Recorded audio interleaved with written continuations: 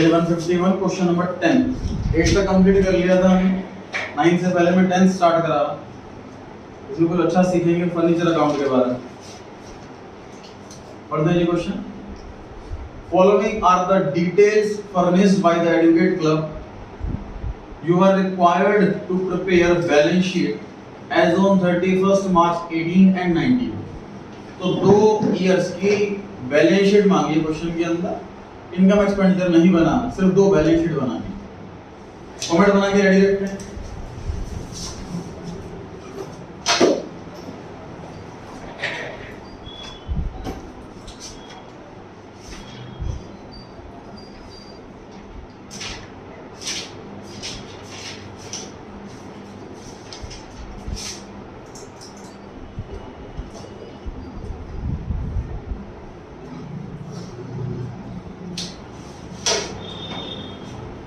Balance sheet as on 31st March 2018 और दूसरा balance sheet as on 31st March 19।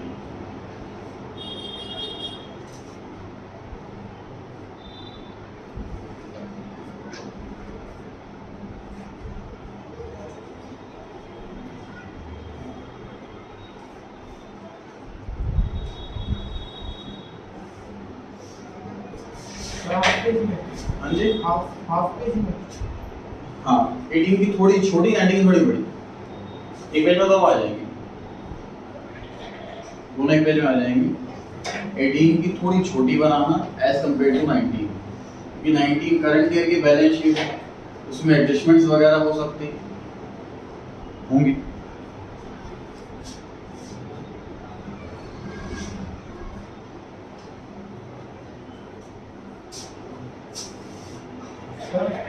Sir हम balance sheet में मतलब जैसे तो इस चैप्टर में हम जो वो प्रीवियस ईयर होता था उसको हम वर्किंग नोट में बनाते थे।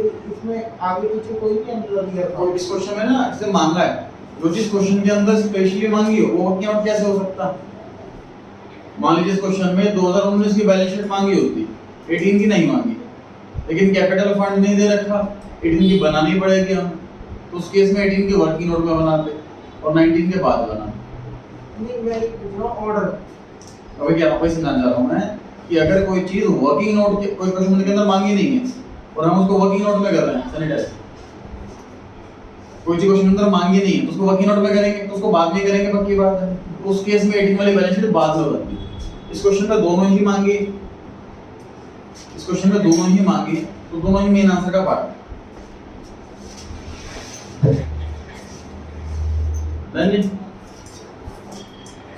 सबसे पहले दिया हुआ है सर हमें रिसीट एंड पेमेंट अकाउंट। इसमें बैलेंस बीडी में लिखा हुआ है कैश और बैंक। ये ओपनिंग कैश और बैंक है। किधर लिखे हैं इसको?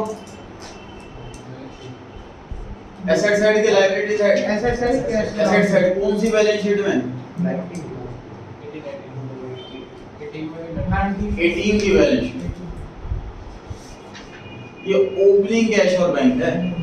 साल की शुरुआत में इतना कैश और बैंक था। हमारी साल की शुरुआत में मतलब पिछले साल के एंड में। समझ पा रहे हो? ये ओपनिंग कैश है, इस साल का ओपनिंग मतलब पिछले साल का क्लोजिंग, तो पिछले साल की बैलेंस शीट में आएगा ना। इस साल की बैलेंस शीट में इस साल का कैश और बैंक आएगा। आप चाहो तो अभी लिख सकते हो, तो बैलेंस सीडी में दिया हुआ।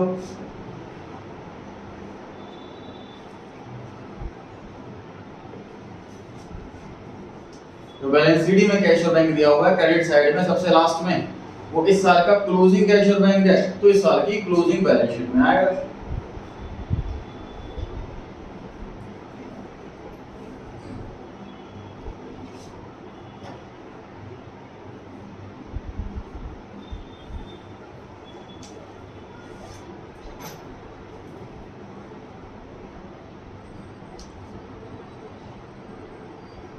डन।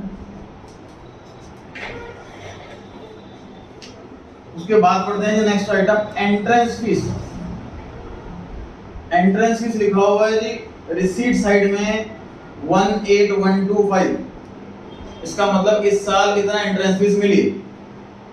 तो इनकम साइड में जहां पर उसके नीचे इनकम एक्सपेंडिचर अकाउंट दिया हुआ है उसमें क्रेडिट साइड में देखो वहां क्या लिखा हुआ है, बाय एंट्रेंस इज 1,825, मतलब जितनी हमारी इनकम थी उतना ही पैसा रिसीव हो गया, कुछ एक्सक्रूड आउटस्टैंडिंग नहीं है, कुछ एडवांस नहीं है, तो बैलेंस शीट में कुछ भी नहीं आएगा। अगर ये अमाउंट डिफरेंट होते तो बैलेंस शीट में आता। समझ आ रही है बात? ऐसे बहुत अमाउंट आएंगे जो डिफरेंट आएंगे। सर हाँ जी सर अगर एंट्रेंस फीस तो बैलेंस शीट में आती नहीं थी। जी दोस्त, अगर हमारी इनकम मान लीजिए 50,000 लेकिन रिसीव हुआ है 45,000, तो 50,000 आउटस्टैंडिंग एक्रूड के नाम से लिखेंगे कि नहीं लिखेंगे? लेकिन मान लीजिए इनकम है 50,000 और रिसीव हो गया 60,000, 10,000 एडवांस में रिसीव हो गया, लायबिलिटी लिखेंगे। ठीक है, अगली आइटम है सर सब्सक्रिप्शन। इसको आराम से करते हैं तसल्ली से रुक करके, बाकी आइटम्स पर आते हैं। Sale of old newspaper, sir receive में लिखा हुआ है 1375, इतने रुपए मिले, और इनकम में भी इतना लिखा हुआ है, तो कोई प्रीपेड कोई एडवांस कुछ नहीं, बैलेंस शीट में कुछ नहीं आना। नेक्स्ट आइटम है जी lecture meet fees, sir receipt में लिखा हुआ है 4750, इनकम में क्या लिखा हुआ है कि 4750 तो हमारे रिसीव हो गया और आउटस्टैंडिंग है इस साल का 1500, तो आउटस्टैंडिंग करंट ईयर बताइए जी, बैलेंस शीट में लिखने का मन हो रहा है कि नहीं हो रहा? होगा एसेट साइड 18 बैलेंस शीट के 19 की बैलेंस शीट, 19 करंट ईयर है तो 19 की बैलेंस शीट में एसेट या लायबिलिटी? एसेट है। एसेट, क्योंकि पैसा मिलना बाकी है। ध्यान रहे इस चैप्टर में आउटस्टैंडिंग वर्ड इनकम के लिए भी और एक्सपेंस किसी के लिए इस्तेमाल किया जा सकता है, तो हमें पढ़ना पड़ेगा। अगर इनकम के साथ लगा हुआ है आउटस्टैंडिंग वर्ड तो ये एसेट है। आउटस्टैंडिंग लेक्चर मीट फीस 1500, 2019 की बैलेंस शीट में लिख लें आउटस्टैंडिंग लेक्चर मीट फीस 1500। इस क्वेश्चन में तो देखो 12th लेवल है, आसान कर रखा है, ऐड आउटस्टैंडिंग करके दिखा रखा है। जब same question graduation first year में आता है एमपीओ चैप्टर, उसमें क्या करते हैं, सीधा आउटर कॉलम में लिखा होगा 6,250, फिर हमें खुद ही आइडिया लगाना है कि इधर ज्यादा आ रहा है इधर कम है, तो पक्की बात है मिलना बाकी रह गया होगा आउटस्टैंडिंग।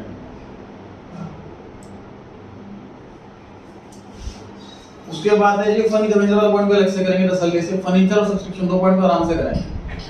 अब हम आ रहे हैं पेमेंट साइड में और एक्सपेंस साइड। समझ पा रहे हो किसको किससे मैच करना है? हमने रिसीट साइड को इनकम साइड से मैच किया क्योंकि इनकम रिसीव होती है।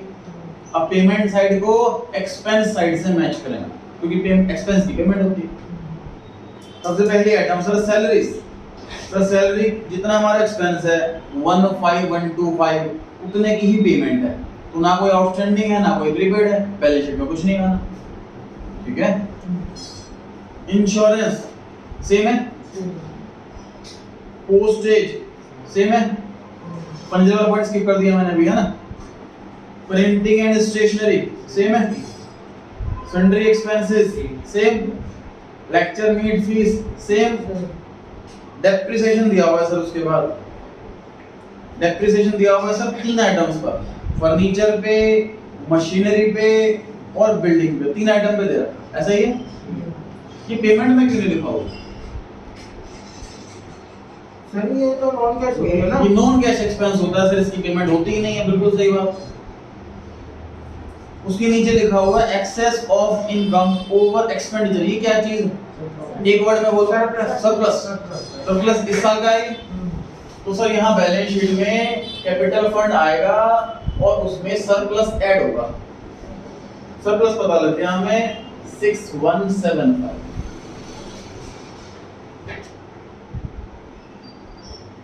तो 2019 की बैलेंस शीट है, उसके अंदर कैपिटल फंड में सरप्लस ऐड होगा।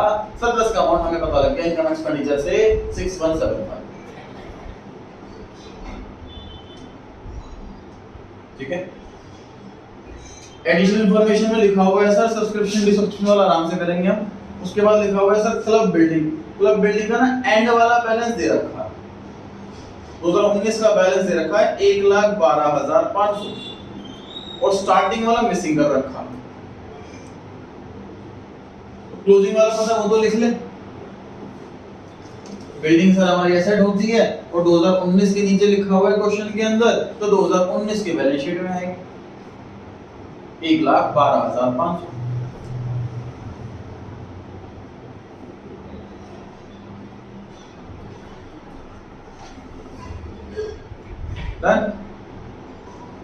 बिल्डिंग पर डेप्रिसिएशन कितना है? Sir 10% per annum. अमाउंट बताएं। 12,500। तो क्या आप नहीं निकाल सकते इसके शुरुआत का बैलेंस कितना रहा होगा? सर निकाल सकते हैं, इसमें ऐड कर देंगे 12,500। बट डेप्रिसिएशन के बाद की वैल्यू पता है हमें, डेप्रिसिएशन की वैल्यू पता है हमें, तो बिफोर डेप्रिसिएशन की वैल्यू नहीं निकल जाएगी? ऐड करके बताओ कितना है।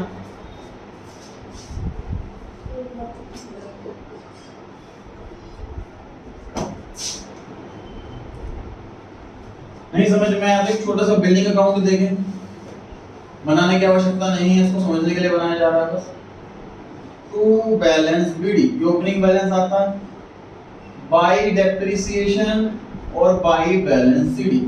डेप्रिसिएशन पता है सर 12,500, बैलेंस सीडी पता है सर 1,12,500, सर बैलेंस बीडी नहीं पता, तो क्या नहीं निकाल सकते इसको? इस साल का क्लोजिंग बैलेंस है, क्लोजिंग बैलेंस शीट में आया, ये ओपनिंग बैलेंस है, ओपनिंग बैलेंस शीट में आया। ठीक है, तसल्ली के लिए क्रॉस चेक कर लेते हैं। डेप्रिसिएशन का रेट दे रखा है 10%, जरा इसका 10% निकाल करके देखो। 12,500 यार, तो हमने सही करा। ठीक है, मशीनरी का डेप्रिसिएशन देखेंगे एक बार। सर मशीनरी पे डेप्रिसिएशन 2500 रुपए, मशीनरी पे डेप्रिसिएशन 20% है, तो मशीनरी कितने की नहीं निकाल सकते क्या आप?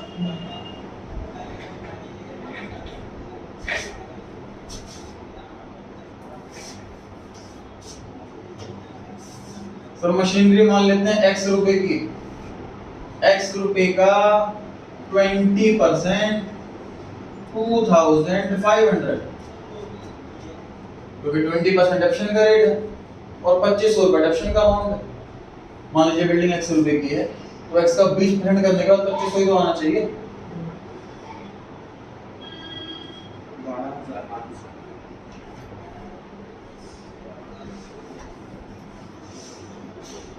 डेप्रिसिएशन जो लगाया जाता है वो ओपनिंग वैल्यू पे लगाया जाता है। मतलब साल की शुरुआत में मशीनरी 12,500 की थी,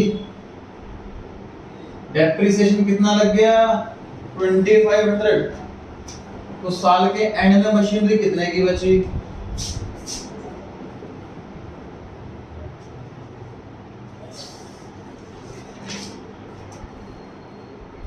समझिए ध्यान से, मशीनरी 12,500 लेस डेप 20% 2500, तो यहाँ कितना बचेगा? 10,000 तो बचेगा। अब क्वेश्चन में ये गायब कर दिया और ये गायब कर दिया, बाकी सब दे रहा।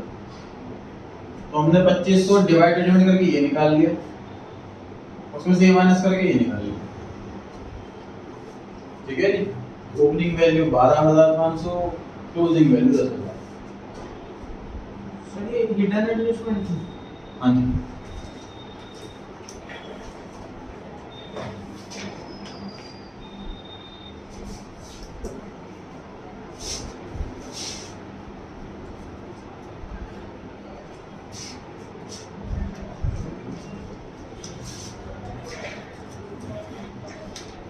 सब्सक्रिप्शन वाले पॉइंट पर दो पॉइंट रह गए बस अब इस क्वेश्चन के अंदर, सब्सक्रिप्शन और फर्नीचर, केवल दो ही पॉइंट रह गए, क्वेश्चन कंप्लीट हो गया जी। सब्सक्रिप्शन पर आ रहे हैं जी। पहले एडिशन इंफॉर्मेशन में लिखा होगा सब्सक्रिप्शन ड्यू, ओपनिंग वाला 5,000 है, बताइए एसेट है कि liability? Asset. Opening balance sheet में एसेट्स में लिख लीजिए सब्सक्रिप्शन ड्यू। ये सब्सक्रिप्शन ड्यू कितने नाम से आता है? Subscription due, subscription outstanding, subscription in arrears, subscription accrued.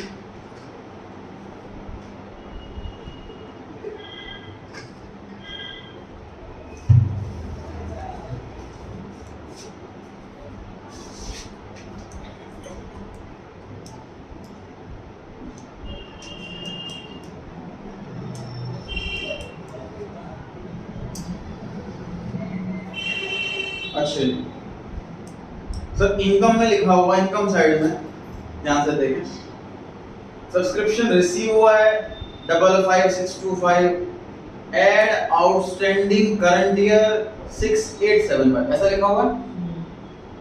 तो आउटस्टैंडिंग करंट ईयर आप लोग नोटिंग नहीं करेंगे, सिर्फ बोर्ड पे देखेंगे, नोटिंग नहीं करेंगे।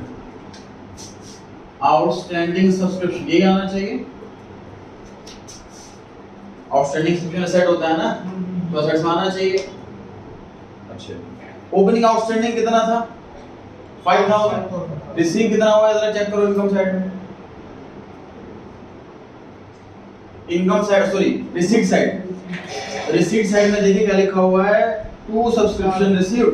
कितना मिला लास्ट ईयर का? 4000। मिलना कितना था? 5000। अभी भी रह गया 1000। 1000 करंट ईयर प्रीवियस। अब ये काम आपको इनर कॉलम में करना है। Outstanding current year and outstanding previous year, ठीक है नी? पिछले साल 5000 आउटस्टैंडिंग था, सिर्फ 4000 मिला, 1000 रुपए अभी भी रह गया, वो भी current year outstanding previous outstanding. तो सर प्रीवियस ईयर का बैलेंस शीट में क्यों आया? ध्यान कीजिए, बैलेंस शीट कोई पीरियोडिक कॉन्सेप्ट नहीं है कि इसी साल की आइटम्स आनी है। बिल्डिंग तो बहुत साल पुरानी थी, साल की बैलेंस शीट में आई ना। 1000 रुपए पिछले साल का और 6875 करंट ईयर का टोटल इतना। तो आप ऐसे लिखोगे सब्सक्रिप्शन आउटस्टैंडिंग, उसके नीचे करंट ईयर, उसके नीचे ऐड प्रीवियस ईयर, ऐसे नोट कर लीजिए।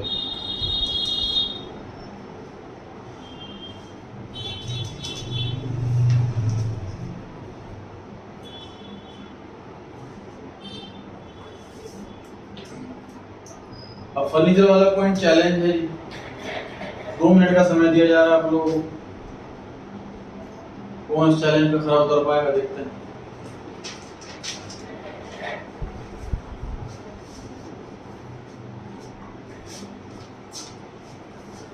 सही में फर्नीचर की वैल्यू पता नहीं है।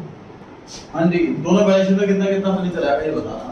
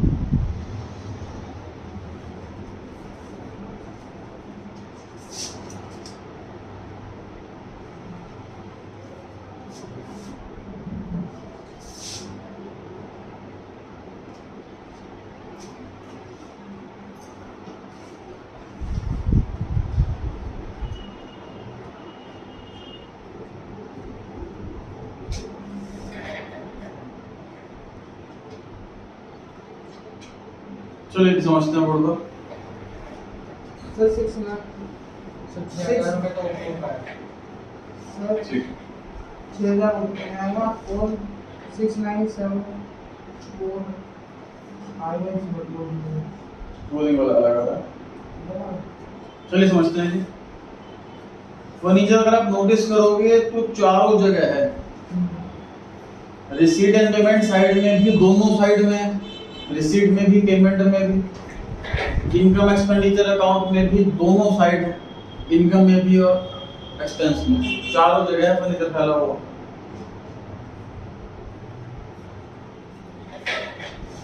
सबसे पहले सर एक बार कंपेयर करते हैं कि रिसीट एंड पेमेंट में सबसे लास्ट में लिखा हुआ है to sale of old furniture 6875। ये 6875 कॉस्ट प्राइस है या सेलिंग प्राइस है? बता। 6875 कॉस्ट प्राइस है या सेलिंग प्राइस? सर कैसे पता लगा सेलिंग प्राइस? इनकम और एक्सपेंडिचर अकाउंट में कोई लिखा है by profit.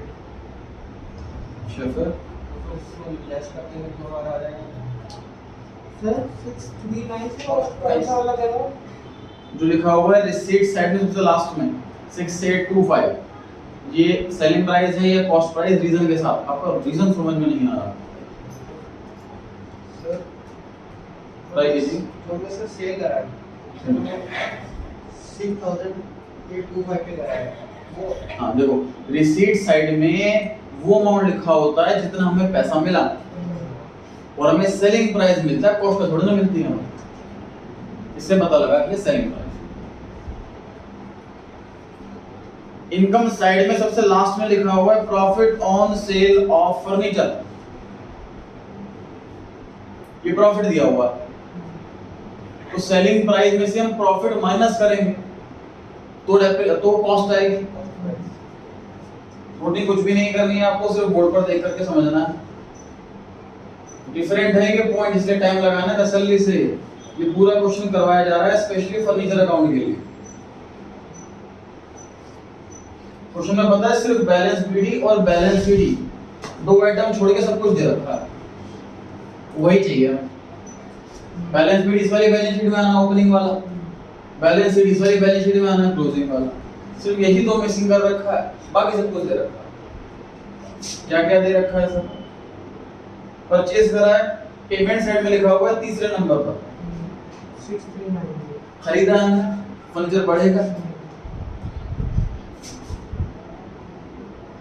Bye bank sale करा सर हमने 6825, करेक्ट? ऐसा ही है। प्रॉफिट ऑन सेल किस साइड आता है? प्रॉफिट डेबिट साइड है, debit side. To gain on sale 1125, और क्या रह गया?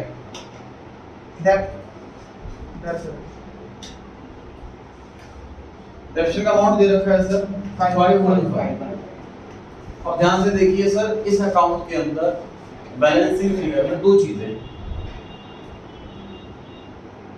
है ना, यहाँ पे बैलेंस है, यहाँ पे दो बैलेंसिंग फिगर कैसे निकाल लेंगे हम? एक ही होना चाहिए बैलेंसिंग फिगर। तो देखिए जी 6825 में से मैं माइनस करूंगा अगर गेन,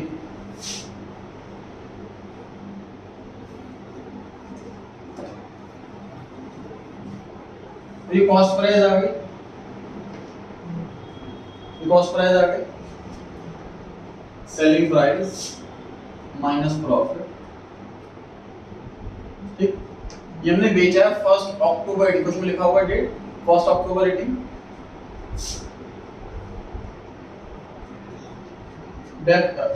बताओ मुझे, फर्नीचर यूज करने के बाद बेचा कि सारी शुरुआत में बेच दिया?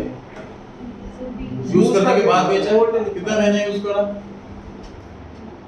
6 महीने। 6 महीने यूज करा, मतलब मैंने फर्नीचर को 6 महीने यूज करा, उसके बाद उसको बेचा। डेप्शन का रेट 10% है, 10% डेप्शन 1 साल का, तो 6 महीने का 5% हो गया। इसको देखो 10/100 मल्टीप्लाई 6/12, ऐसे कर लो। अब ध्यान से देखो, कॉस्ट नहीं पता, माइनस डेप्रिसिएशन नहीं पता, ये आना चाहिए। ध्यान से देखो, 1 अप्रैल 18 को वैल्यू कितनी थी हमें नहीं पता, डेप्शन लगा 10% 6 महीने का, 10% 6 महीने का डेप्शन लगा, और डेप्शन लगने के बाद कितनी वैल्यू बच रही है? डेप्शन निकाल सकते हैं कि नहीं निकाल सकते हैं? चीज देखो, यहाँ समझो, 10% 1 साल का है, इंटू दिस बाय 12 तो 5% आ गया। ठीक है, अगर किसी चीज पर 5% का डिडक्शन लग रहा तो उसकी वैल्यू कितनी बच रही है? 95%। समझ पा रहे हैं? अगर मैं कहूं कोई चीज मेरी 5% कम हो गई, उसको ऐसे भी तो कह सकता हूं कोई चीज मेरी 95% बच गई, है ना? 5700 अगर 95 है तो 100 कितना? ये आ गया 6।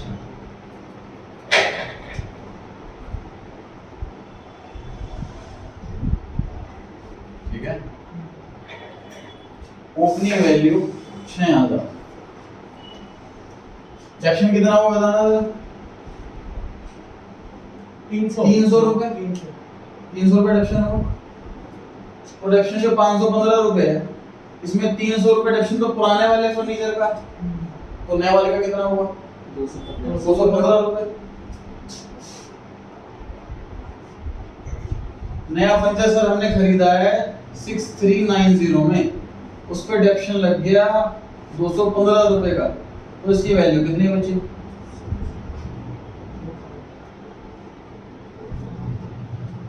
617 का। इस वाले अमाउंट को चाहे तो हम एज अ बैलेंसिंग फिगर में निकाल सकते थे, क्योंकि हमें ये वाला अमाउंट पता लग गया है ना। समझ आ रहा है सर? हाँ। सर हमने जब डेट 515 दे रखा था तो हमने तो वो अच्छा स्प्लिट इसलिए नहीं करा थी। इसको स्प्लिट इसलिए करा क्योंकि हमें इसमें मिक्स है पुराने वाला भी और नए वाले का भी। ठीक है, नोट करें एक बार, फिर दोबारा समझेंगे इसको जरूरत है दोबारा एक बार समझ लेंगे।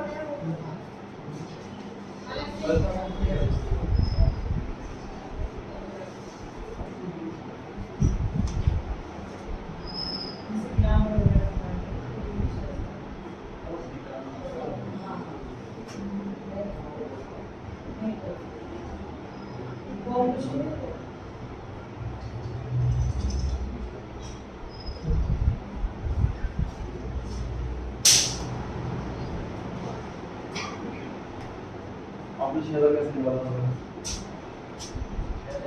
सर वो ऐड कर इसको ऐड करिए।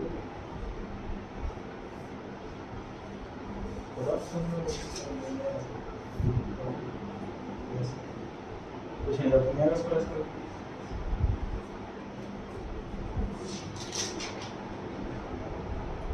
आपने इसे निकाला क्या था? सर मैं तो 6905 आ रहा था तो मैंने फिर 515 माइनस कर दिया था। क्या था देखो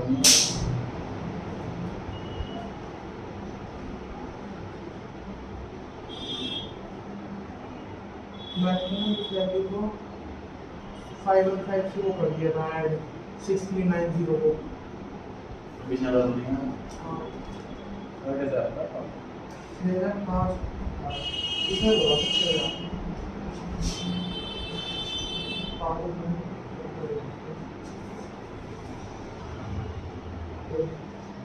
मैं सिर्फ पूछ रहा था कि शायद कोई और तरीका आपने सोचा हो, इजी तरीका। थोड़ा लेंथी तरीका ये है, मेरे माइंड में अभी तक सिर्फ यही तरीका है। तो मैं किसी से बोला था, मैं बोला था 5 का डिफरेंस मेरा आ रहा हो इसका। जैसे कि मैंने कहा था हर साल एक या दो क्वेश्चन ऐसे जरूर आते हैं, तो थोड़े डिफिकल्ट होते हैं, डिफरेंट होते हैं, यहाँ अटक सकता है स्टूडेंट। तो उन्हीं में से ऐसा क्वेश्चन है जो एग्जाम में कभी आया, बहुत रेयर स्टूडेंट से हो पाएगा, यूट्यूब पर नहीं चल रहा इस क्वेश्चन। ऐसे क्वेश्चन स्पेशली उन स्टूडेंट्स के लिए होते हैं अभी जो 90 प्लस वाले होते हैं, क्योंकि उनके लिए 2-3 नंबर भी बहुत बेटर है। किसी के 60% की जगह 58 रह गए या 65 की जगह 63 रह गए, उससे फर्क नहीं पड़ता, ये बराबर से नंबर है। 90 से ऊपर वाले जो मार्क्स होते हैं उसमें भी 2 नंबर बहुत मैटर है। नोटिंग कर ली थी सबने? फटाफट समझते हैं एक बार फिर से। सर ये हमें परचेज दे रखी है, गेन दे रखा है, सेलिंग प्राइस दे रखा है, डेप्रिसिएशन दे रखा है, और इसकी हेल्प से हमें फाइंड आउट करना है कि हमारा ओपनिंग क्लोजिंग बैलेंस कितना है। हमने सेलिंग प्राइस में से गेन माइनस करा तो हमारी कॉस्ट आ गई। क्वेश्चन में क्लियरली लिखी हुई है सेल की डेट। सेल हमने करा 1 अक्टूबर को, मतलब हमने एसेट को 6 महीने यूज करा, उसके बाद बेचा, तो डेप्शन 6 महीने के बाद की वैल्यू है। वापस से 6 महीने ऊपर जाएंगे, 10% डेप्शन 6 महीने का, तो 10% डेप्शन पूरे साल का, तो 6 महीने का हो गया 5%। 5% डेप्शन लगने के बाद वैल्यू जो बचेगी वो 95% बचेगी। तो 5700 को डिवाइड कर देंगे 95% से तो हमें मिल जाएगी ओरिजिनल वैल्यू which is 6000।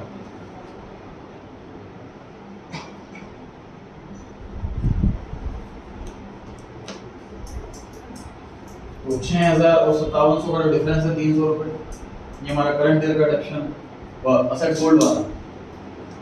तो ये रिमेनिंग वाला बचा 215, परचेज में से हमने माइनस कर लिया तो बच गया। अब ये सर हमने इतना फर्नीचर बचा मतलब हाँ क्लोजिंग बैलेंस ये दे रखा आंसर में।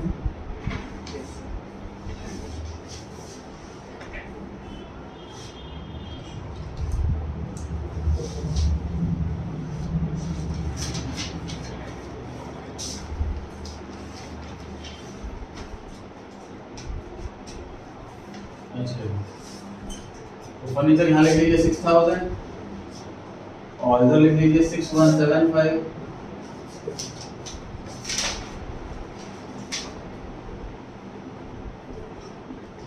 ओपनिंग कैपिटल फंड आ गई है जी 168250 168250।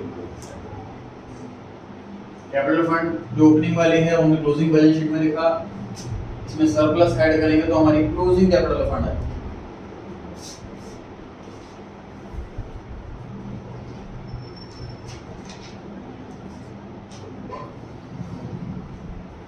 वन 174425।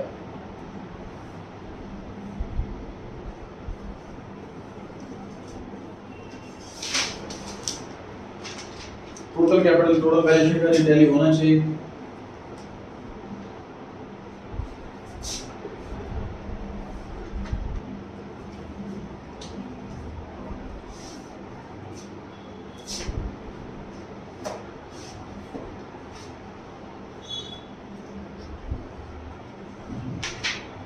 सर इस क्वेश्चन में मेनली फर्नीचर का अकाउंट वो फर्नीचर का नाम वो था।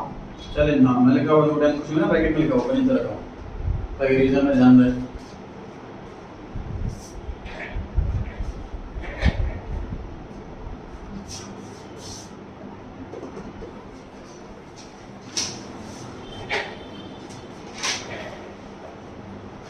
चलिए जी 9th क्वेश्चन पर आ गए हो। क्वेश्चन नंबर 9 पढ़ें। फर्म के अंदर 3 पार्टनर्स हैं। 1 अप्रैल 14 साल की शुरुआत में कैपिटल बैलेंस दे रखा है जी तीनों पार्टनर्स 10 लाख 8 लाख और 6 lakh. They shared profits in the proportion of 5:4:3। Profit share ratio दे रखी है। Partners are entitled to interest on capital at the rate 10% per annum। Interest का रेट दे रखा है। कैपिटल ओपनिंग पहले से पता है, मैं तो इंटरेस्ट निकालने में कोई दिक्कत नहीं होगी। सैलरी दे रखी है एक पार्टनर की 4000 रुपए महीना पर मंथ है, ध्यान रखें 12 से मल्टीप्लाई करना ना भूलें। कमीशन दिया हुआ है 16000 पर क्वार्टर लिखा हुआ है, ध्यान रखें 4 से मल्टीप्लाई करना ना भूलें। और पार्टनरशिप डीड है। सीए एक पार्टनर है फर्म में, उसके जो प्रॉफिट है उसको गारंटी है कि भैया 1,90,000 से कम नहीं मिलेगा तुझे। इंटरेस्ट कैपिटल अलग से मिल रहा है, यानी कि इंटरेस्ट प्रॉफिट मिला के 190, इंटरेस्ट अलग से मिल रहा है, प्रॉफिट का 190 बैठा है कम से कम। आगे आशीष शेयर ऑफ प्रॉफिट दूसरा partner including interest but excluding salary is guaranteed 245। तो आशीष जो नाम का पार्टनर है उसको बोला हुआ है कि भाई तेरा इंटरेस्ट और प्रॉफिट इसको मिला करके 245 से कम नहीं होगा, इसकी गारंटी। आई रिपीट, प्रॉफिट और इंटरेस्ट मिला करके 245 से कम नहीं होगा, सैलरी अलग से मिलेगी। आगे any deficiency arising on that account shall be met by Jain. ये लाइन प्रेजम्पशन नहीं हो गई क्या? जब 3 में से 2 पार्टनर को गारंटी मिली हुई है तो ऑब्वियसली तीसरा पार्टनर क्लियर करेगा गारंटी उसकी डेफिशिएंसी, ठीक है कि नहीं? प्रॉफिट हुआ सर इस साल 8,30,000 और हमें अकाउंट बनाना शुरू हो जाएगा। उस क्वेश्चन में थोड़ा डिफरेंट क्या है कि सर इस बार 2 पार्टनर को गारंटी मिली हुई है। जिन्हें हमने बुक में क्वेश्चन किए हैं अब तक उनमें एक ही पार्टनर को गारंटी मिली होती थी और रिमेनिंग 2 पार्टनर्स की गारंटी का डेफिशिएंसी का लॉस बियर करते थे। इस क्वेश्चन में ये चीज डिफरेंट है।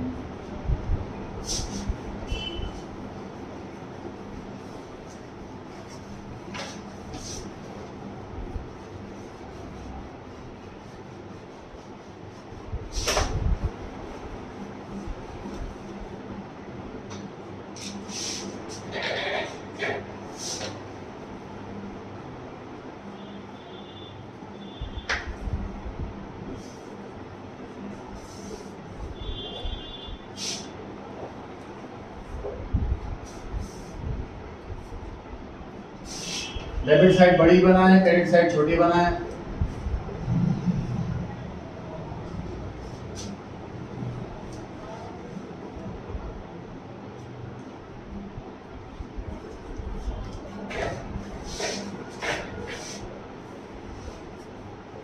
To interest on capital,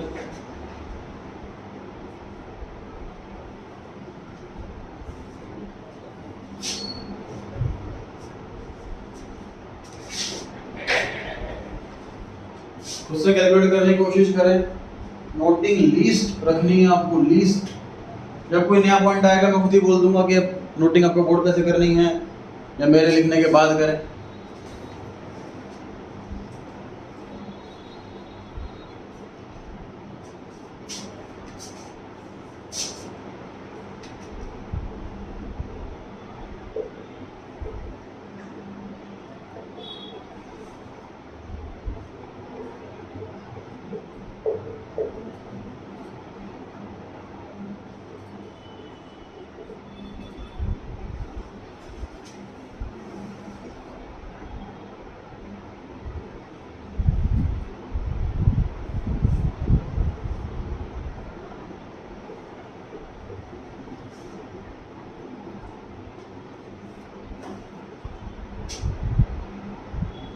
interest on capital तीनों पार्टनर्स का।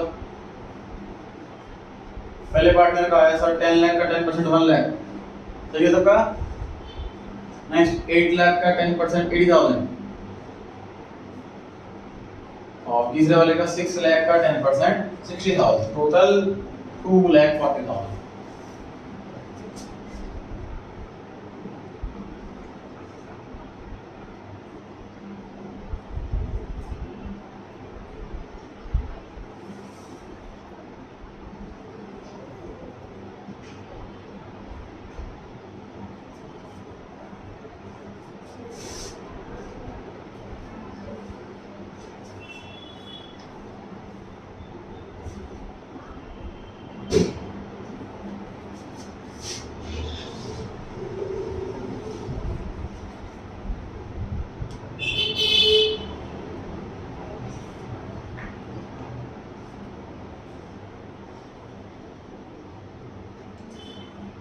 एक पार्टनर की सैलरी है, एक पार्टनर का कमीशन।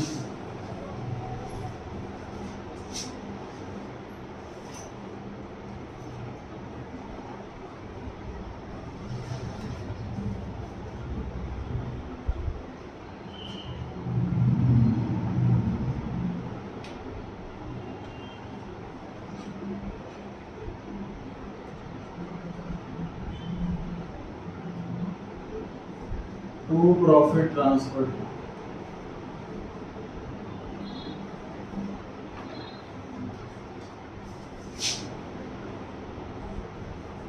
टोटल मैं बताता हूँ, आप मुझे बस डिविजिबल प्रॉफिट बताओ। 4,80,000। आपने 8,32,000 में से इतने माइनस कर दी, फिर आया 4,80,000, 3,52,000 आ रहा था इनका सबका। हाँ जी। अच्छा ये 4 तो गारंटी वाला क्वेश्चन सर सॉल्व कैसे किया जाता है इन जनरल? तो गारंटी वाला क्वेश्चन सर सॉल्व करते हैं हम गारंटी को भूल जाते हैं और प्रॉफिट नॉर्मल रेशियो में बांट देते हैं, उसके बाद गारंटी को बांटते हैं। ऐसा ही होता है। कितनी प्रॉफिट रेशियो है ये इनकी? 5/12, 4/12, 5/12, 4/12, 3/12। क्वेश्चन की इधर का सेकंड लाइन में 5:4:3, 5/12, 4/12, 3/12।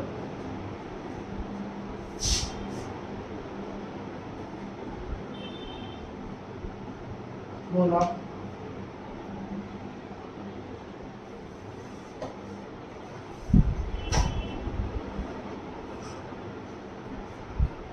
सर 2,00,000, 1,60,000 और 20। सही। पहले वाले पार्टनर का आया सर 2 लाख, दूसरे वाले पार्टनर का 160, तीसरे वाले पार्टनर का 120।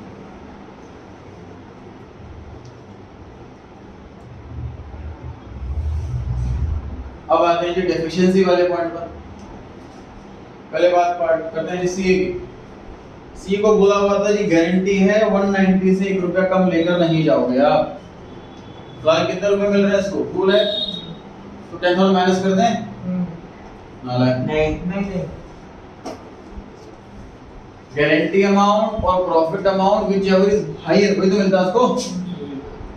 190 की गारंटी है, इसका मतलब ये नहीं कि 190 ही मिलेगा उसको हर साल। अगर किसी ईयर में 190 से ज्यादा बैठ रहा है तो ज्यादा वाला मिलेगा, 190 बैठ रहा है तो 190 मिलेगा, 190 से कम बैठ रहा है तो भी 190 मिलेगा। बस गारंटी का अमाउंट मतलब ये। इसका प्रॉफिट अगर गारंटी अमाउंट से ज्यादा बैठ रहा है तो ज्यादा वाला ही मिलेगा उसको, ऐसा नहीं कि 190 मिलेगा। समझ आ रही है बात? अगर 190 से कम बैठ रहा होता तो ऐड करके इसको 190 तक पहुंचा देते। ठीक है, सेकंड वाले पार्टनर की बात करते हैं। तो इसको गारंटी थी 245 की, मिल रहा है इसको 160। तो बताओ मैं इसमें 85,000 ऐड करके इसको 245 बनाऊं या नहीं? सर पहले हम देखेंगे कि आईओसी नहीं, पहले हम देखेंगे ना उसमें क्या आईओसी में अगर एक्सक्लूड करना है और इंक्लूड करना है सैलरी, हाँ जी। सैलरी इंक्लूड करनी है। देखो ब्रैकेट अगर नहीं दिया होता तो सेकंड पार्टनर है उसमें लिखा हुआ है कि इसको गारंटी 245, लेकिन ब्रैकेट में कुछ लिखा होगा। अगर ब्रैकेट में कुछ भी नहीं लिखा होता तो ऐसा काम करना होता, यहाँ 85 जितने कम पड़ रहा है वहां प्लस, और जिसने गारंटी दी उसमें से माइनस, तब करते हैं ऐसा। ब्रैकेट में क्या लिखा हुआ ध्यान से पढ़ना है। ब्रैकेट में लिखा हुआ है sir including interest on capital but excluding salary. तो जो 245 है ना वो गारंटी अमाउंट इंटरेस्ट मिलाकर है, मतलब हमने इस पार्टनर को ये बोला हुआ है कि इंटरेस्ट और प्रॉफिट ये मिला करके 245 कम से कम मिलेंगे, हम गारंटी देते हैं। तो जरा इसका इंटरेस्ट कैलकुलेट करो कितना है, ये कैलकुलेट कर रखा है हमने 80,000। प्रॉफिट बताओ कितना आ रहा था इसका 1,60,000। टोटल कितना आ रहा है इसका 240। तो 240 तो उसका बैठ ही रहा है प्रॉफिट, गारंटी अमाउंट 245 है, तो 5,000 रुपए की तो डेफिशिएंसी हुई, तो 5,000 ही ऐड करेंगे यहाँ और 5,000 ही लेस करेंगे। Add deficiency less deficiency.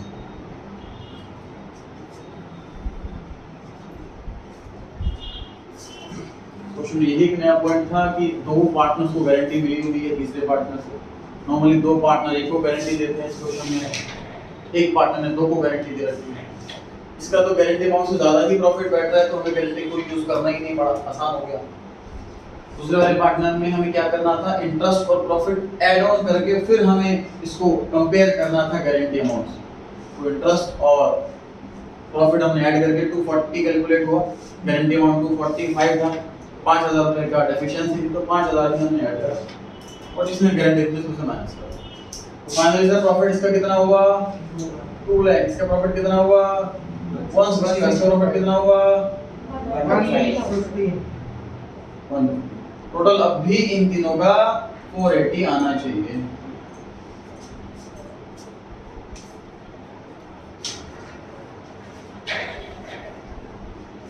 Done जी।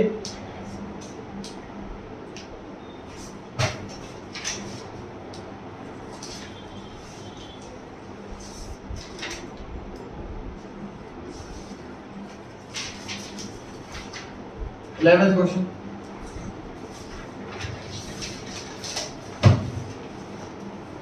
क्वेश्चन नंबर 11 जी।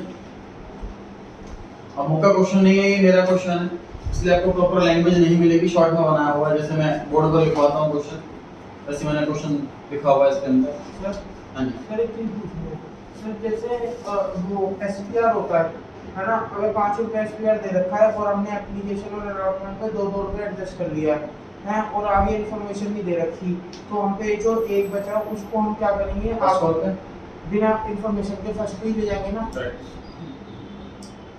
हाँ जी, 11 क्वेश्चन में लिखा हुआ है कि फेस वैल्यू है 10 रुपए, एसपीआर है 4 रुपए, टोटल 14 मंगाना है, इसका मतलब इशू प्राइस 14 है। एप्लीकेशन में लिखा हुआ है 2 + 1, 2 रुपए शेयर के और 1 रुपया प्रीमियम। एग्जाम में क्वेश्चन में प्रॉपर लैंग्वेज लिखी होती है इंक्लूडिंग प्रीमियम ऑफ 1, मैं शॉर्ट में लिखा हुआ है क्वेश्चन। अलॉटमेंट में 3 + 1 है, फर्स्ट कॉल पे 4+1 है, बैलेंस इन सेकंड कॉल, मुझे बताओ सेकंड कॉल पे कितना? 1+1 ₹1 SPR है और ₹1 वैसा। चेक करना जी सब। सर शेयर के हमें मंगाने थे तो जब प्रीमियम हटा देते हैं 1 मिनट के लिए, प्रीमियम की बात नहीं करते, टोटल 10 मंगाने हैं हमें एक्सक्लूडिंग प्रीमियम। 10 में से हमने ₹2 एप्लीकेशन पे मंगा लिए, ₹3 अलॉटमेंट पे मंगा लिए, ₹4 फर्स्ट कॉल पे, तो ₹1 तो बचा, ₹1 तो बचा। अब एसपीआर पे आता है, टोटल ₹4 एसपीआर मंगाना है, एप्लीकेशन पे ₹1 आ गया, अलॉटमेंट पे ₹1 आ गया, फर्स्ट कॉल पे ₹1 आ गया, तो फाइनल कॉल पे तो बचा। सेकंड कॉल पे 1+1 ₹1 शेयर का और ₹1 प्रीमियम। समझ में आ रही है बात? इशू करे हमने 1 लाख शेयर, लेकिन एप्लीकेशन मिल गई 3 लाख, ट्रिपल। कितनी एक्स्ट्रा मिली? 2 लाख। 2 लाख एक्स्ट्रा मिली। Shares were allotted on pro rata basis, excess application money was adjusted towards sum due on allotment and calls। Permission है हमें कि allotment पे एडजस्ट कर लो, और एक्सेस बच जाए तो कॉल पे एडजस्ट कर लो। Second call was not due, second call हमने अभी तक मंगाई ही नहीं, फर्स्ट कॉल तक ही पैसा मंगाया। Applicant of 150 shares did not पे फर्स्ट कॉल, इस नालायक ने फर्स्ट कॉल का पैसा नहीं दिया। तो 150 शेयर में अप्लाइड हैं या अलॉटेड? ये अलॉटेड है 50 शेयर। अप्लाइड क्योंकि लिखा हुआ है एप्लीकेंट ऑफ 150 शेयर, वरना लिखा होता holder of 150 share. This share was forwarded, और आधे शेयर रीइश्यू कर दिए ₹5 में, और जर्नल एंट्री करनी है, शुरू हो जाएगी। जर्नल एंट्री सिर्फ फॉरवर्डेड रीइश्यू की करनी है या सारी करनी है? सारी करनी है, स्पेशल लिखा होता वरना फॉरवर्डेड रीइश्यू की करनी है।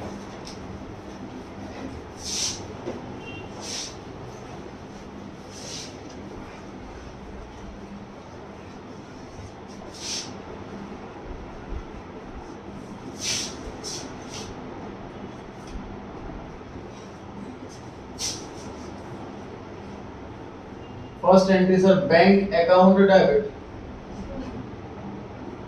to share application account। मुझे बताइए क्या मल्टीप्लाई बाय क्या? 3 lakh into 3 lakh into correct. तो 3 लाख रुपए, 3 लाख शेयर्स का एप्लीकेशन में नहीं आई है, और एप्लीकेशन का हमने ₹3 कमाया है।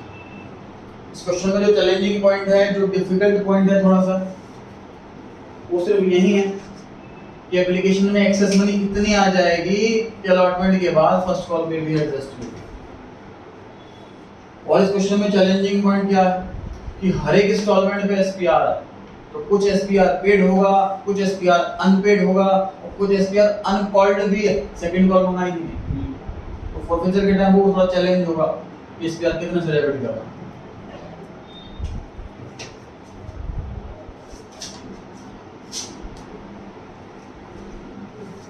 सेकंड क्वेश्चन,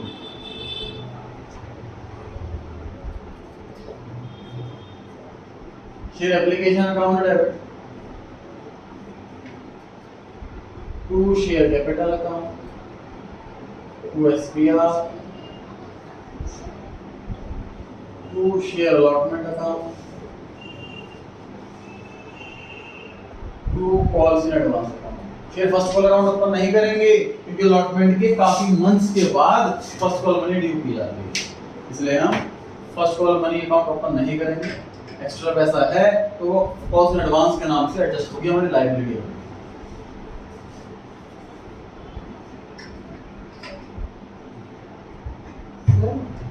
हाँ जी बोले सर, ये आपने कॉल इन एडवांस को लिखा, और पता लगेगा इतना एक्स्ट्रा पैसा आ चुका है कि अलॉटमेंट पे सारा एडजस्ट होने के बाद भी बच जाए।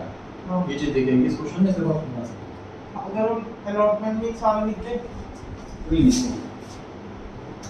एग्जांपल से समझाता हूँ। सर मान लीजिए हमारे स्कूल में कोई कोर्स हो रहा है, उसकी फीस 800 रुपये महीना, और आपने 2000 का नोट दे दिया और चेंज नहीं है स्कूल वालों के पास, तो अगले महीने में एडजस्ट कर लेंगे, लेकिन नेक्स्ट मंथ में 800 तो एडजस्ट होंगे, अब भी 400 रुपये बच गए, तो वो तो उससे नेक्स्ट मंथ में एडजस्ट होंगे या रिफंड होंगे, है कि नहीं? 800 फीस देने गए, 2000 रुपए का नोट दिया, उसको हमारा बैलेंस रह गया 1200। अगर हम एडजस्ट करेंगे 800 तो अभी 400 बच गए, या तो रिफंड होगा या उससे लिस्ट में एडजस्ट होगा। क्वेश्चन में बोला हुआ है कि एक्सेस मनी अलॉटमेंट के बाद कॉल में भी एडजस्ट कर सकते हैं, तो एडजस्ट करना। सर 3 लाख इंटू 3 यहाँ तो बिल्कुल क्लियर कट है, कोई दिक्कत कोई कंफ्यूजन है ही नहीं, क्योंकि जितने से क्रेडिट उतने से डेबिट। शेयर कैपिटल में कितना अमाउंट आना चाहिए बताइए? 1 lakh into 2। Sir 1 lakh shares ही हमको अलॉट करने गए, परमिशन है, और हमने एप्लीकेशन पे शेयर का पैसा से 2 रुपए मंगाया था, चेक कीजिए लिखा हुआ एप्लीकेशन पे 2+1, तो शेयर्स का पैसा 2 रुपए है। एसपीआर में कितना लिखने का? 1 लाख इंटू 1। 1 लाख इंटू 1, तो 1 लाख शेयर्स ही हमें अलॉट करना अलाउड है, और 1 रुपए एसपीआर है एप्लीकेशन। यहाँ से देखिए मोटी कुछ भी नहीं कर रहे, जिस बोर्ड में समझ रहे हैं बस। अलॉटमेंट मनी ड्यू, अलॉटमेंट पे एक्चुअल पे कितना पैसा मंगाया जाएगा? पर 1 लाख शेयर्स हैं 4 लाख रुपए और 4 रुपए पर शेयर, 3+1 लिखा हुआ है ना। 4 लाख रुपए। एक्सेस मनी कितनी आ चुकी है? 2 लाख आ गई एक्सेस। तो देखो 3 लाख में से हमने 1 लाख शेयर अलॉट करे, मतलब 2 लाख एप्लीकेशन रिजेक्ट करे। एप्लीकेशन 3 लाख आई थी, हमने शेयर 1 लाख अलॉट करे, तो 2 लाख एप्लीकेशन रिजेक्ट कर दी, उनका पैसा एक्स्ट्रा बचा हुआ। एप्लीकेशन में कितने रुपए आए थे? 3 रुपए आए थे। 6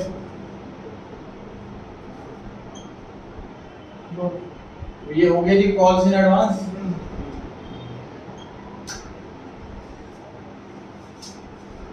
अगले इंस्टॉलमेंट पे 4 लाख मंगाने हैं हमें, लेकिन इतना पैसा आ चुका है, 6 लाख रुपए एक्स्ट्रा आ चुका है, तो 4 लाख एडजस्ट करने के बाद भी 2 लाख बच रहे हैं, उसको हम अगले इंस्टॉलमेंट फर्स्ट कॉल पे एडजस्ट करें। तो अलॉटमेंट पे एडजस्ट कर लेंगे 4 लाख, और कॉल्स इन एडवांस चले गए 2 लाख।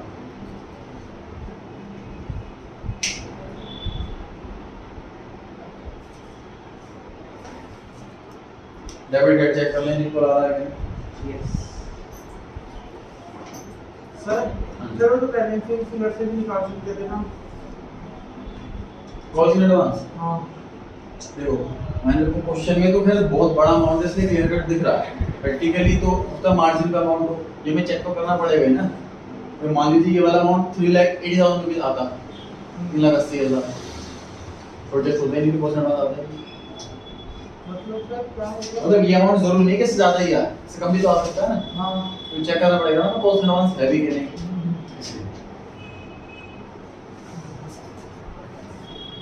मैं जी थर्ड एंट्री की चीज की होती है शेयर बताइए। Allotment account debit to SPR to share capital. ठीक, थर्ड एंट्री होती है सर अलॉटमेंट मनी ड्यू करने के, share allotment account debit to share capital account to SPR.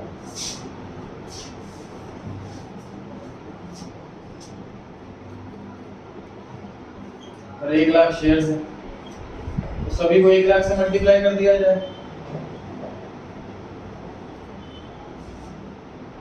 सबको नहीं सर 4 लाख पहले तो 1 लाख इंटू 4 होगा। माने शेयर तो 1 लाख के आएंगे ना, हाँ सभी के लाके लिखा मैंने तो सही, क्योंकि शेयर से 1 लाख है, सभी को 1 लाख से मल्टीप्लाई। ट्राई कीजिए इसके बाद से हाँ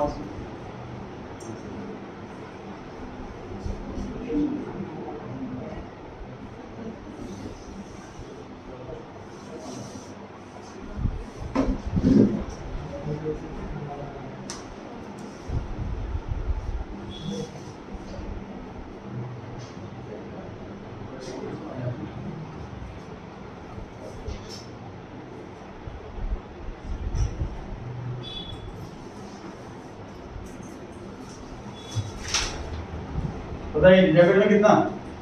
सर डेबिट में 4 लाख। अलॉटमेंट मंगाया 3+1, टोटल 4 रुपए मंगाए हैं, इसमें शेयर कैपिटल के 3 रुपए हैं और एसपीआर का 1 रुपए।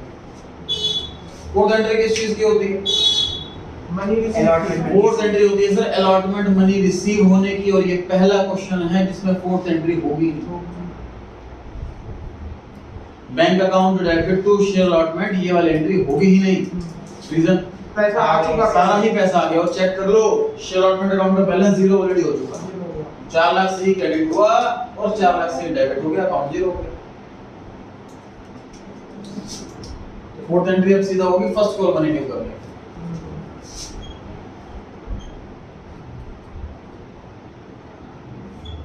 Share first call account debit to share capital account to SQR, bank account debit, calls in advance account debit to share. Calls in advance के कॉल्स इन एग्रीगेट क्वेश्चन में है ना, क्या सर? कॉल्स इन एडवांस भी है, calls in aggregate. Try कीजिए आप लोग अमाउंट दोनों के।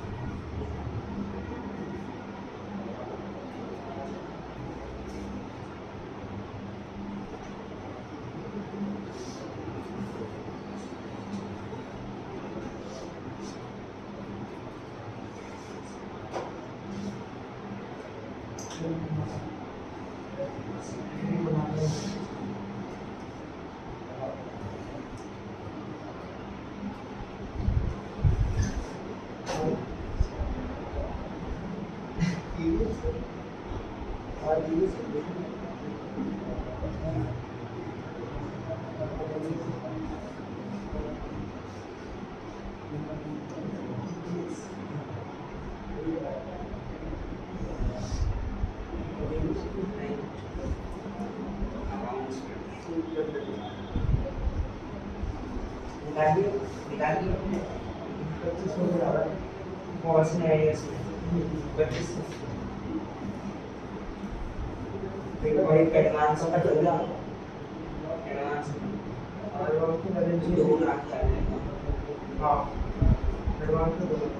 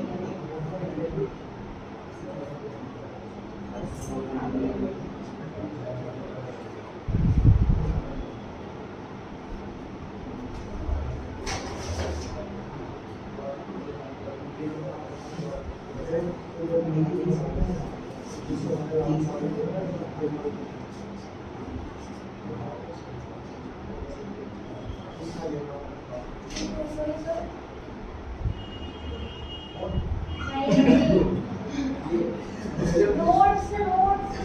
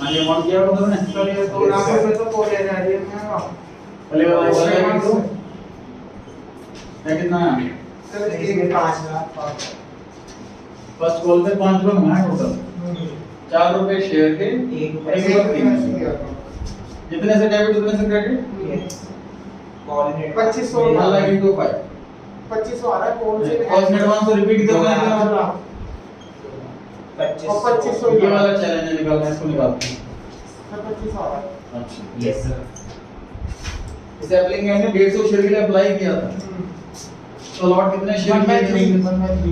50। ये 3 वालों को 3 लाख वालों को 1 लाख शेयर दिए, तो 3:1 की रेशो हो गई। उन्हें मांग लिया था मिलेगा। अच्छा,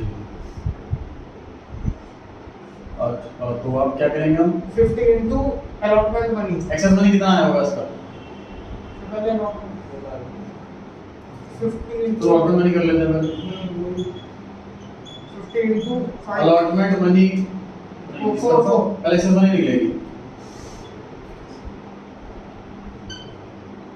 100 इनटू, क्योंकि इसकी एक्सेस मनी ना अलॉटमेंट पे एडजस्ट होने के बाद कॉल पे भी एडजस्ट हुई है कि नहीं? तो 50 शेयर अलॉट करें 150 में से, तो 100 शेयर्स को हमने रिजेक्ट करा है।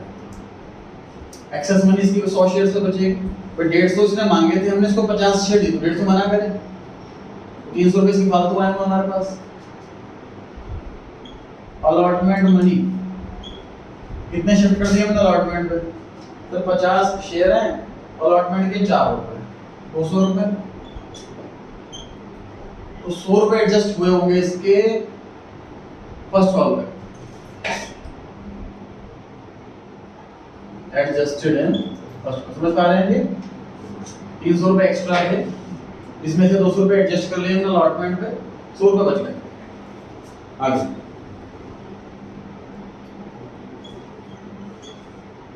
First call money due. First call पे कितने पैसे मंगाएंगे हम? 50 इनटू 4, 50 इनटू 5, 250 रुपए माइनस एक्सेस 100, तो ये हो गया कॉल्स इन एरियर 150 रुपए।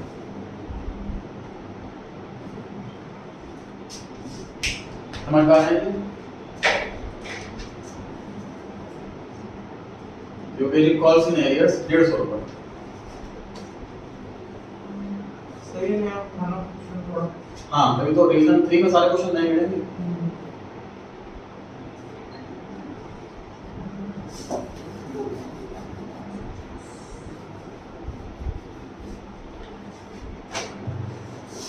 और फ्यूचर की एंट्री कीजिए इसमें।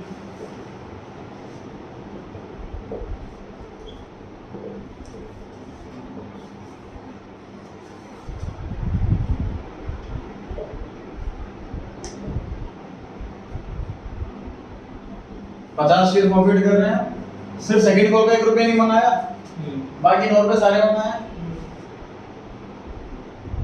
एसपीआर कौन कौन सा आ गया? फिर एप्लीकेशन का एसपीआर आ गया, अलॉटमेंट का एसपीआर आ गया, फर्स्ट कॉल का एसपीआर नहीं आया। सेकंड कॉल में तो मंगाया नहीं था। कॉल्ड एंड अनपेड वो वाला एसपीआर आता है इसमें, जो मंगाया हो और ना आया हो वो सिर्फ फर्स्ट कॉल का। अब आ जाइए शेयर फॉरफीचर में। इसमें कैसे अमाउंट आएगा ये देखिए। पहले कंपनी में पहली बार आया तो उसने कितने रुपए दिए? 150 into 3 कितने रुपए दिए? इसमें से कितना पैसा एसपीआर में चला गया इसका? 50 शेयर पे 2 रुपए। 2 रुपए कैसे? एप्लीकेशन वाला 1 रुपए एसपीआर, अलॉटमेंट वाला 1 रुपए एसपीआर, 2 रुपए एसपीआर में चले गए। यहाँ कितना बचा है जी? डेबिट कार्ड चेक करो एक बार। यस इक्वल आ रहा है।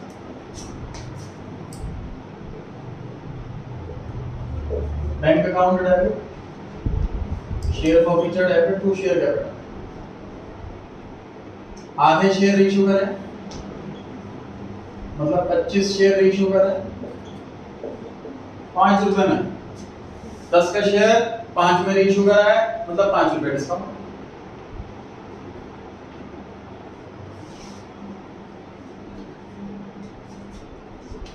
Share forfeiture debit to capitalism,